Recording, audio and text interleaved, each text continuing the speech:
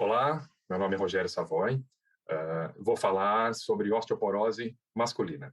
Gostaria de agradecer ao convite, agradecer ao SEBOM, e parabenizar aos organizadores pela execução desse congresso tão importante aí na nossa sociedade e na ortopedia. Então vamos lá. Então o assunto que me foi pedido para falar hoje é sobre a osteoporose masculina. Aqui o meu conflito, declaração de conflito de interesse. Então vamos lá, vamos ao nosso assunto. Então a osteoporose masculina, ela é uma doença muito importante, muito prevalente, e a gente tem que ter em mente, sempre lembrar que ela existe no homem, existe muito no homem. Tá? Normalmente, quando vem osteoporose, a gente lembra da mulher pós-menopausa. Obviamente, nós sabemos que a causa mais comum da osteoporose, ou ela ocorre com maior frequência nas mulheres pós-menopausa, mas não devemos esquecer da osteoporose masculina. Então, aqui nesse primeiro slide, eu gostaria de chamar a atenção para alguns detalhes em relação à osteoporose masculina, é que ela é subdiagnosticada, ela é subtratada, não só no Brasil, mas no mundo todo ainda. Em relação à fratura de quadril, no homem, fratura por fragilidade, pela osteoporose, a mortalidade ela é maior quando comparada ao sexo feminino, e o risco de novas fraturas, ou seja, fraturas subsequentes para quem já teve uma fratura por fragilidade, em decorrência da osteoporose, o risco de novas fraturas é maior no homem quando comparado à mulher. Então, só aqui a gente já começa a entender a necessidade que nós temos em ter que dar o diagnóstico, procurar a osteoporose, dar a importância para a osteoporose masculina. Com relação à epidemiologia, então a osteoporose no homem, ela é 1 para cada 5 homens, ou seja, 20% da população masculina tem ou terá osteoporose. Então, observe que não é um número pequeno, pelo contrário, é um número bastante expressivo. E nesse estudo, o que tem de interessante também, quando eu falo em relação à ocorrência de fraturas nos pacientes com osteoporose. Então, se observarmos indivíduos portadores da doença osteoporose, 40 a 50% dessas mulheres terão uma fratura ao longo da vida. E para os homens, 13 a 30%. Então, observe que não é um número pequeno. Chega a 30% o número de homens com osteoporose apresentando fraturas. E quais são aí, de acordo com esse estudo, os melhores índices para se prever uma fratura no homem? O primeiro deles é através da densitometria óssea, uma densidade mineral óssea baixa, e o outro fator também, esse, independentemente de qualquer outro fator, que é a idade avançada. E com relação à osteoporose masculina, classificação, da mesma forma que a osteoporose na mulher, é classificada também em primária, que é aquela relacionada ao envelhecimento do homem, a osteoporose senil, normalmente a partir dos 70 anos, essa normalmente ela está relacionada à andropausa, e aquela em jovens, a idiopática. E a osteoporose secundária. São várias as causas de osteoporose secundária, obviamente aqui estão listadas algumas delas, não vamos falar sobre todas, mas as mais importantes, as que sempre devem ser lembradas, tá? Elas estão relacionadas ao uso de medicamentos, especialmente ao glicocorticoide. O hipogonadismo, ele deve ser lembrado, então, a deficiência da testosterona no homem, a deficiência hormonal, é uma causa muito importante da osteoporose no sexo masculino. O tabagismo, o etilismo crônico, a deficiência da vitamina D, lembrar também muito comum no sexo masculino, o DPLC, a doença pulmonar obstrutiva crônica. Então, essas, entre as causas secundárias, elas são as mais prevalentes, as que mais estão aí presentes no homem. E o que é importante também, a osteoporose secundária, ela é a principal causa de osteoporose no sexo masculino. Aproximadamente 60% da osteoporose nos homens, ou até mais do que esse número, acaba estando relacionada a causas secundárias. Então, em relação às causas secundárias, já sabidamente são as mais importantes, as principais causas de osteoporose no homem, ou a principal causa são as causas secundárias. Então, aqui só para a gente ter uma ideia do que esse estudo mostra, a deficiência grave de vitamina D, quando falamos em deficiência grave, a gente pode pensar em níveis abaixo de 15 ou abaixo de 10 no laboratório. Existe uma relação com a fratura de quadril que pode ir de 4 a 47%. Claro que é um número bastante elástico, mas ele é importante quando a gente pensa aí no número de fraturas de quadril. 20% dos pacientes do sexo masculino com osteoporose estão relacionados ao uso de glicocorticoides. Então, sempre lembrar, é importante na nossa anamnese a investigação do uso de medicamentos, especialmente o glicocorticoide. O hipogonadismo é responsável por 20% das causas de osteoporose nos homens, então também deve sempre ser lembrada. Em relação ao alcoolismo, quase que aumenta em 3 vezes o risco de uma fratura de quadril quando comparado ao paciente, ao indivíduo não etilista crônico. E o tabagismo também, muito comum no meio masculino, hoje atualmente no feminino também, mas no masculino ainda muito mais, e chega a aumentar aí em quase 2,5 vezes o risco de uma fratura por fragilidade. Com relação à fisiopatologia, então aqui só lembrando a microscopia eletrônica de um osso normal, Então, a osteoporose, como é que ela se comporta no sexo feminino? Aqui nós estamos falando para fazer uma comparação. Na mulher existe um afilamento e uma perda da conectividade do osso trabecular e cortical. Então, o acometimento ele está na trabécula, está no cortical, na trabecular cortical, está no esponjoso, mas ocorre tanto o afilamento quanto a perda de conectividade óssea.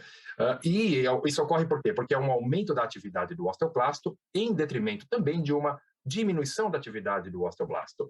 Já em relação ao sexo masculino, ocorre basicamente um afilamento do trabeculado e do cortical. Isso daí basicamente se dá por uma diminuição da atividade do osteoblasto. E como é feito o diagnóstico? O diagnóstico ele é feito, então, através de uma fratura por fragilidade, lembrando que nós estamos falando, então, aqui em indivíduos do sexo masculino, acima de 50 anos de idade. O diagnóstico também pode ser feito, ou deve ser feito, através da densitometria óssea. Então, observe, isso é importante, não precisa ter os dois critérios, a presença de fratura mais a densitometria. É através da presença de fratura ou a densitometria óssea. E aqui, lembrando, como já sabemos, os critérios aí para densitometria óssea, o quando é normal, quando é osteoporose, e quando tem, então, um T-score menor ou igual a menos 2,5 desvio padrão, aí nós falamos em osteoporose. Quando solicitar a densitometria óssea para os homens, então? Isso é muito tranquilo. Então, para homens com idade acima ou igual a 70 anos, homens com fratura por fragilidade, histórico de fratura por fragilidade ou uma deformidade vertebral, e os homens que têm doenças, medicações ou também fatores de risco que podem levar à osteoporose. E com relação aos exames de imagem, então já foi falada a densitometria óssea, a importância da densitometria óssea no diagnóstico, mas lembrar também da radiografia da coluna tóraco-lombar, um exame bastante simples e que a gente acaba esquecendo de fazer. É importante esse exame, ele deve ser proativo, porque a fratura mais comum na osteoporose é a fratura vertebral. 70% dessas fraturas são assintomáticas, e é importante dar o diagnóstico, ela auxilia não só no prognóstico, mas também no tratamento desses pacientes. E a pesquisa de doenças ou de causas secundárias. Então, existem os exames, aqui uma sugestão, uma recomendação de exames importante na investigação. Lembrando que a osteoporose ela é mais comum de causa secundária no homem, então a gente deve buscar causas, ter os exames que possam nos direcionar aí para investigar uma causa e poder fazer o tratamento dessa doença. Lembrando que existem também os marcadores do metabolismo ósseo, o marcador de reabsorção, que é o marcador do osteoclasto, o CTX, e o marcador de formação óssea, que é o do osteoblasto, P1P. No entanto, não deve ser usado de rotina. É importante lembrar que ele pode estar aí na nossa pesquisa, auxiliar no tratamento, mas ele não é um exame de rotina para o diagnóstico. Em relação ao tratamento, de acordo com a recomendação da NOF, a osteoporose, tanto na mulher quanto nos homens acima de 50 anos, ela deve ser tratada em quem tem uma fratura por fragilidade. Então, aqui na recomendação, essa fratura do quadril ou fratura vertebral, seja ela sintomática, clínica ou morfométrica. A densitometria óssea também ela é um critério para o tratamento, quando tem um T-score, então, menor ou igual a menos 2,5 desvio padrão no fêmur ou na coluna lombar. Lembrando que podemos abrir mão do antebraço em algumas exceções.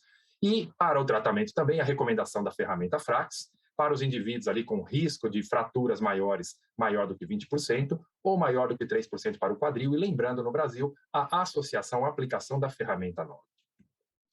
Em relação ao tratamento, então ele é dividido em medicamentoso e não medicamentoso. O que é o tratamento não medicamentoso e sempre deve fazer parte do tratamento? Então é importante identificar os fatores de risco para a osteoporose, estimular a atividade física, estimular hábitos saudáveis, fazer a mudança de hábitos não saudáveis. Então isso é extremamente importante, inclusive o paciente ter essa orientação e essa percepção, adequar a dieta rica em cálcio, quando necessário, fazer a suplementação de cálcio, lembrar que a suplementação ela não é uma substituição, mas sim apenas ela deve suplementar a ingesta quando não é suficiente, a suplementação da vitamina D sempre que necessário também. A prevenção de quedas é muito importante aí no tratamento, pensando especialmente nos pacientes que já tiveram fraturas, e lembrar de identificar e tratar as doenças secundárias. Obviamente não saberemos tratar todas, mas a gente tem por obrigação buscá-las, identificá-las e encaminhar o colega quando necessário. Em relação ao tratamento medicamentoso, os mais utilizados, então, que a gente já sabe, são os antirreabsortivos. Observem aqui, então, estão os bisfosfonatos, dentre eles o alendronato, o risedronato, o ácido zoledrônico, o zoledronato. Observe que o imandronato não entra aqui no tratamento do sexo masculino. O biológico denosumab, também utilizado, então indicado para o tratamento da osteoporose no homem. E dentre os anabólicos, os formadores ósseos, os que terão atividade do osteoblasto, estímulo da atividade do osteoblasto, Então, estão aqui a teriparatida, o análogo do PTH, também inclui para o tratamento da osteoporose masculina, a baloparatida, embora ainda não aprovada no Brasil, e recentemente o romosozumab, também indicado, o anti-esclerostina, e sabidamente também ele tem uma ação mista, né, tanto como um formador, mas também uma diminuição da atividade do osteoclasto. E ainda com relação ao tratamento, lembrar, quando necessário, da terapia de reposição hormonal nesses pacientes. Talvez a gente não faça esse tratamento, ele fique com o urologista ou com o endocrinologista, mas é importante que a gente tenha esse conceito de lembrar de fazer essa busca. Bom, eu gostaria de agradecer a comissão organizadora e fico à disposição para perguntas e dúvidas dos colegas. Muito obrigado.